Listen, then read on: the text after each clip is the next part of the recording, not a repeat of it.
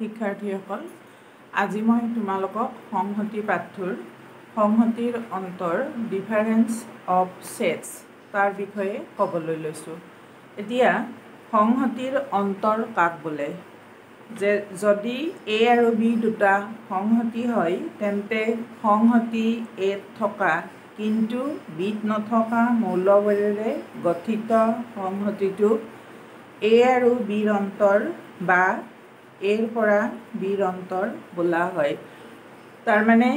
দুটা সংহতি এ আৰু বি আমি ইয়াত লিখি লৈছোঁ। এ সংহতিটোত মৌলবোৰ আছে 1 2 3 4 5 আৰু বি সংহতিটোত মৌলবোৰ আছে 2 4 6 8 10। এতিয়া আমি এৰ পৰা বিৰ অন্তৰ উলিয়াবলৈ আমি এ ডিফাৰেন্স বি এনেকৈ পঢ়ে, চিনটো বিয়োগ চিনৰ দৰে দিয়ে, বা আমি এনেকৈ লিখিব পাৰোঁ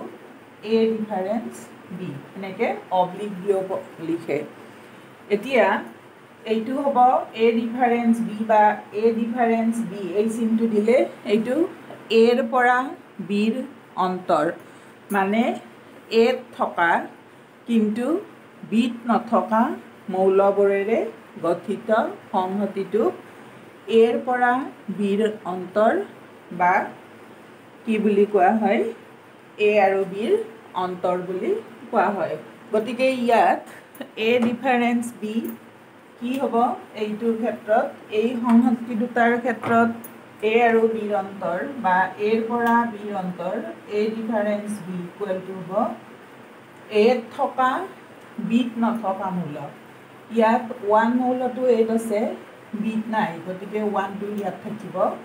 2 মৌলটো এত আছে, বিটো আছে, গতিকে এইটো নাথাকে। 3 মৌলটো এত আছে, বিত নাই, গতিকে 3টো থাকিব। তাৰপিছত 4 মৌলটো এত আছে, বিত আছে, এইটো নাথাকে। 5 মৌলটো এত আছে, বিত নাই, গতিকে 5 মৌলটো ইয়াত থাকিব। তাৰমানে এ ডিফাৰেন্স বিত 1 3 5 এই মৌলকেইটা থাকিব। আৰু বি ডিফাৰেন্স এ, বি ডিফাৰেন্স এ মানে বিৰ পৰা এৰ অন্তৰ, গতিকে ইয়াত কি হ'ব? বিত থকা এত নথকা মৌল, বি ডিফাৰেন্স এ বিত থকা এত নথকা মৌল। এতিয়া বিত থকা এত নথকা মৌল কি আছে? 2 মৌলটো বিত আছিল, এটো আছে। 4 মৌলটো বিত আছিল, এটো আছে। 6 মৌলটো বিত আছিল, এত নাই, গতিকে 6টো ইয়াত থাকিব। 8 মৌলটো বিত আছে, এত নাই, গতিকে 8টো ইয়াত থাকিব। আৰু 10 মৌলটো বিত আছে,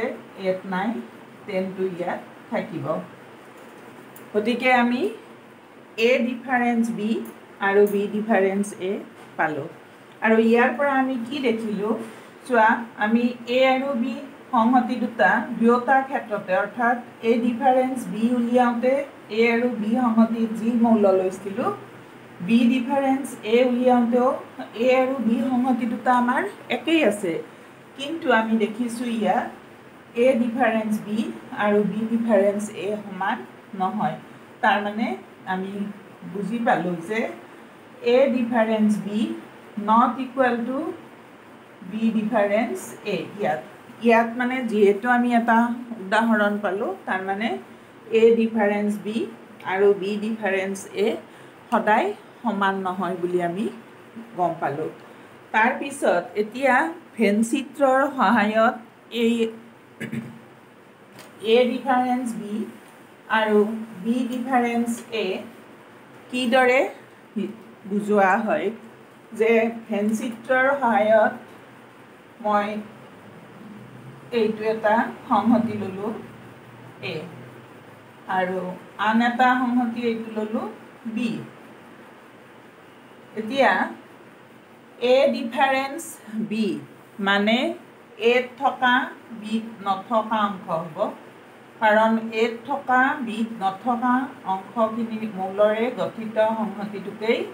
এ ডিফাৰেন্স বি বুলি কোৱা হয়। তাৰমানে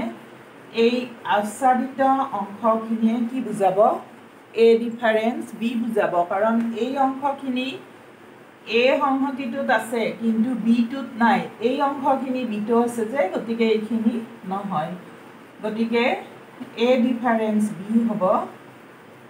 আচ্ছাদিত কৰি দিয়া এই অংশখিনি আৰু এইখিনিক আমি এনেদৰে চিহ্নিত কৰি দেখুৱাই দিব লাগিব আৰু এইখিনিতে মই তোমালোকক আন এটা কথা কৈছোঁ যে তোমালোকে চিত্ৰবোৰ কিন্তু পেন্সিল স্কেল কম্পাছ ব্যৱহাৰ কৰি আঁকিব লাগিব চিত্ৰত চিয়াহী ব্যৱহাৰ কৰিব নোৱাৰা মই ইয়াত অসুবিধা হয় বাবে কলমেৰে আঁকিছোঁ তাৰ পিছত আমি বি ডিফাৰেঞ্চ এ ল'ম এইটো এটা সেট এ ললো এইটো এটা সেট বি লৈছো এইবাৰ আমি কি দেখুৱাম বি ডিফাৰেঞ্চ এ মানে বি থকা এ নথকা মৌল বি থকা এই আচ্ছাদিত অংশবোৰ এইবোৰ এইখিনি বি থকা এ নথকা কাৰণ বি সংহতিটোৰ এই অংশখিনি এইখিনি অংশ এত আছে গতিকে এইখিনি বি ডিফাৰেঞ্চ এত নাথাকে গতিকে B difference A is equal to তোমালোকে এনেকৈ আচ্ছাদিত অংশখিনি দেখুৱাই দিব লাগিব গতিকে ভেন চিত্ৰত এইদৰে এ ডিফাৰেঞ্চ বি আৰু বি ডিফাৰেঞ্চ এ বুজোৱা হয় তাৰপিছত মই এতিয়া আহিছোঁ অনুশীলনী 1C-ৰ 5 নম্বৰ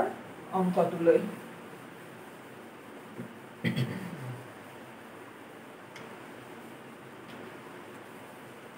অনুশীলনী 1C এক্সাৰসাইজ 1C 5 নম্বৰ অংকটো আছিল তলৰ প্ৰতিটো ক্ষেত্ৰতে প্ৰথমটোৰ পৰা দ্বিতীয়টোৰ অন্তৰ উলিওৱা মই ইয়াত 3 নম্বৰ অংকটো কৰিছোঁ সংহতি দুটা আছিল a equal to 2 4 6 8 আৰু b equal to আছে 1 2 3 এনেকে 10 লৈ স্বাভাৱিক সংখ্যাবোৰ আমাক কি উলিয়াব দিছে যে তলৰ প্ৰতিটো ক্ষেত্ৰতে প্ৰথমটোৰ পৰা দ্বিতীয়টোৰ অন্তৰ উলিওৱা প্ৰথমটোৰ পৰা দ্বিতীয়টোৰ অন্তৰ প্ৰথমটো a আছে গতিকে এ ডিফাৰেঞ্চ বি উলিয়াব লাগিব এতিয়া এ ডিফাৰেঞ্চ বি কি আছে আমাৰ কি থাকিব যে এ থকা বিত নথকা মৌলবোৰ এতিয়া চোৱা এ সংহতিটোত 2 মৌলটো আছে বি সংহতিটোতো 2 মৌলটো আছে এ সংহতিত 4 মৌলটো আছে বি সংহতিটোতো থাকিব নিশ্চয় কাৰণ বি সংহতিটোত 1 পৰা 10 লৈ আটাইবোৰ স্বাভাৱিক সংখ্যা আছে গতিকে এ সংহতিৰ 4 মৌলটো বি সংহতিটোতো আছে একেদৰে 6 এটো আছে বিটো আছে 8 এটো থাকিব বিটো থাকিব তাৰ মানে ইয়াত এ ডিফাৰেঞ্চ বিত এটাও মৌল নাথাকে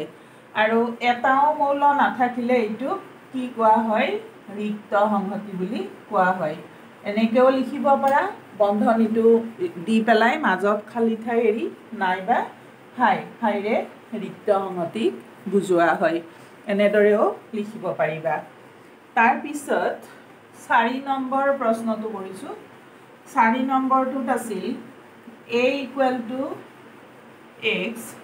such that x belongs to n 10 less than equal to x less than equal to 20 আৰু বিট আছিলে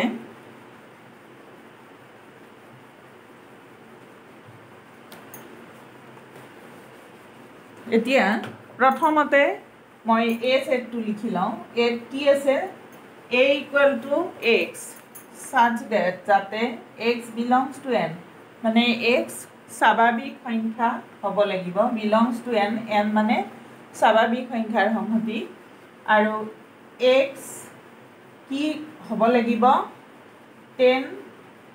হ'ব পাৰে x ৰ মান 20 হ'ব পাৰে আৰু 10 আৰু 20 ভিতৰৰ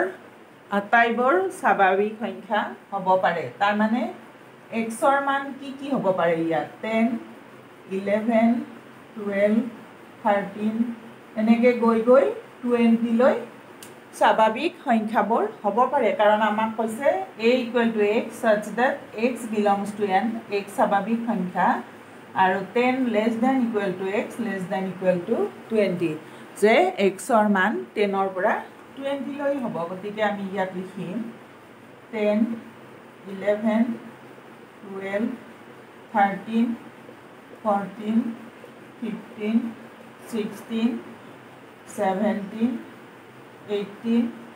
19 20 এইটো হ'ল A সেট তাৰ পিছত B সেটটোত আমাক কি দিয়া আছে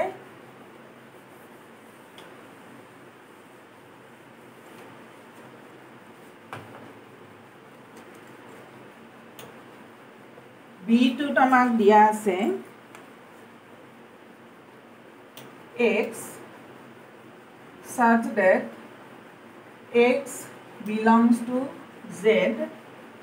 5 <= x <= 15 আমাক কি দিয়া আছে x such that x belongs to z z মানে অখণ্ড সংখ্যাৰ সংহতি মানে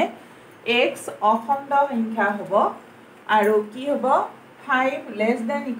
x <= 15 মানে xৰ মান 5ৰ পৰা 15 লৈ আটাইবোৰ অখণ্ড সংখ্যা হ'ব গতিকে আমি ইয়াত লিখিলো 5 6 7 8 9 10 11 12 13 14 15 বি সংহতিটোত এইবোৰ মূল থাকিব এতিয়া আমি কি উলিয়াব লাগে a ডিফাৰেন্স b এতেকে a ডিফাৰেন্স b মানে a থকা b নথকা মৌল এতিয়া চোৱা a 10 মৌলটো b আছে 11 মৌলটো b আছে 12 b আছে 13 b আছে 14 b আছে 15 b আছে 16 ৰ পৰা 20 লৈ এই মৌলকেইটা b নাই গতিকে ইয়াত হ'ব 16 17 18 19 20 a ডিফাৰেন্স b এই মৌলকেইটা থাকিব এইদৰে তোমালোকে a ডিফাৰেন্স b অৰ্থাৎ a ৰ পৰা b ৰ অন্তৰ উলিয়াব পাৰিবা তাৰ পিছত 6 নম্বৰ অংকটো আছিলে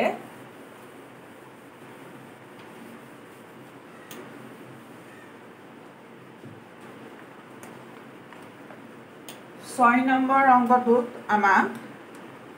দুটা সংহতি A আৰু B দিয়া আছে 1 নম্বৰ প্ৰশ্নটোত A সংহতিটোত থকা মৌলবোৰ 10 20 30 এনেদৰে 100 লৈ আৰু B সংহতিটোত থকা মৌলবোৰ 5 10 15 এনেদৰে 50 লৈ আছে এতিয়া আমাক ইয়াত A ডিফাৰেন্স B আৰু B ডিফাৰেন্স A দুইটা উলিয়াব দিছে এতেকে A difference B A difference B মানে A থকা B নথকা মৌল এতিয়া A থকা B নথকা মৌল A আছে 10ৰ গুণিতকবোৰ 100 লৈকে 10ৰ গুণিতক বুলি এইকাৰণে কৈছো 10 × 10 10 10 2 × 20 10 3 × 30 এনেকে 100 লৈ 10ৰ গুণিতক বিলাক আছে আৰু ইয়াত বি সংহতিটোত 50 লৈকে 5ৰ গুণিতক আছে 5 × 5 5 2 × 10 5 3 × 15 এনেকে এতিয়া A ডিফাৰেন্স B A থকা B নথকা মৌল A থকা 10 মৌলটো B আছে 22 যেহেতু 5ৰ গুণিতক হয় চোৱা 5 into 3 15 হৈছে 5 into 4 20 গতিকে ইয়াত 20 থাকিব তাৰ পিছত 32 ইয়াত থাকিব কাৰণ 50 লৈ আছে নহয় গতিকে 5 into 6 30 ইয়াত থাকিব কাৰণ বি সংহতিটো কি আছে 5 ৰ গুণিতকবোৰ আছে 50 লৈকে তাৰ পিছত ইয়াৰ পিছত থাকিব ইয়াত আকৌ 10 ৰ গুণিতকবোৰ আছিল 10 20 30 তাৰ পিছত 40 হ'ব তাৰ পিছত 50 হ'ব গতিকে 42 ইয়াত থাকিব কাৰণ 5 ৰ গুণিতক হয় 5 into 8 equal to 40 তাৰ পিছত 52 টো আছে ইয়াত গতিকে এ সংহতিত থকা 60 70 80 60 70 80 90 আৰু 100 মৌলক এটা এ সংহতিটোত থাকিব কিন্তু বি সংহতিটোত নাথাকে তাৰ পিছত বি ডিফাৰেন্স এ বি থকা এত নথকা মৌলবোৰ এতিয়া চোৱা 5 মৌলটো ইয়াত বিত আছে এত নাই গতিকে 5 টো ইয়াত থাকিব 10 বিত আছে এটো আছে নাথাকে 15 বিট আছে 8 নাই গতিকে 15 থাকিব তাৰ পিছত ইয়াত যেহেতু 5 ৰ গুণিতকবোৰ আছিল 50 লৈকে গতিকে ইয়াৰ পিছৰখিনি হ'ব তাৰ মানে বি সেটটো হ'ব 5 10 15 5 into 1 5 5 into 2 10 5 3 15 5 into 4 20 5 into 5 25 5 into 6 30 5 into 7 35 5 into 8 40 5 into 9 45 5 into 10 50 50 হে হৈছে তাৰ মানে বি সংহতিটোত এই মৌলকেইটা থাকিব এতিয়া আমি ইয়াৰ কি 8 নাই 8 কিন্তু কি থাকিব 10 ৰ গুণিতকবোৰ মানে 10 10 into 2 20 10 into 3 30 এনেকে 40 50 60 70 80 90 আৰু 100 থাকিব গতিকে 15 টো বিট আছিল 8 নাই আমি লিখিলো 20 টো ইয়াত আছে বিটো থাকিব এটো থাকিব গতিকে বিট থকা 8 নথকা মৌলহে আমাক লাগে গতিকে 25 বিট থাকিব 8 নাথাকে এটো হল 25 30 বিট থাকিব এটো আছে 35 বিট থাকিব 8 নাথাকে 40 বিট থাকিব এটো থাকিব আৰু 45 বিট থাকিব 8 নাথাকে গতিকে বি ডিফাৰেন্স এ হ'ব 5 15 25 35 45 গতিকে ইয়াত আমি এ ডিফাৰেন্স বি আৰু বি ডিফাৰেন্স এ উলিয়ালো তাৰ পিছত আকৌ এটা উদাহৰণ মই কৰি দিছো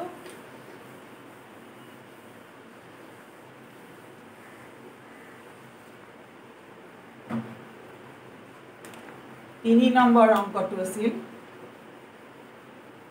a equal to 3x such that x belongs to w x less than 5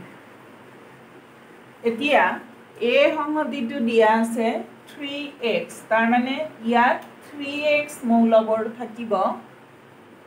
x কি হ'ব লাগিব belongs to w w পূৰ্ণ সংখ্যাৰ সংহতি গতিকে x পূৰ্ণ সংখ্যা হ'ব লাগিব আৰু x less than 5 x 5 তকৈ সৰু হ'ব লাগিব এতিয়া পূৰ্ণ সংখ্যা হলে x belongs to w আছে পূৰ্ণ সংখ্যাৰ সংহতি গতিকে পূৰ্ণ সংখ্যা 0 ত আৰম্ভ হয় তাৰ মানে x ৰ মান 0 ত আৰম্ভ হ'ব আৰু 5 তকৈ সৰু হ'ব লাগিব গতিকে 1 2 3 4 ইকেটা x ৰ মান হ'ব কিন্তু সংহতিটোত আমাক লিখিব দিছে 3x মানে x ৰ মানবোৰক 3 ৰে পূৰণ কৰি লিখিব লাগিব গতিকে 3 into 0 0 3 into 1 3 3 into 2 6 3 into 3 9 3 into 4 12 তাৰ মানে a সংহতিটোত এই মৌলকেইটা থাকিব তাৰ পিছত বি সংহতিটোত আমাৰ মৌল আছিলে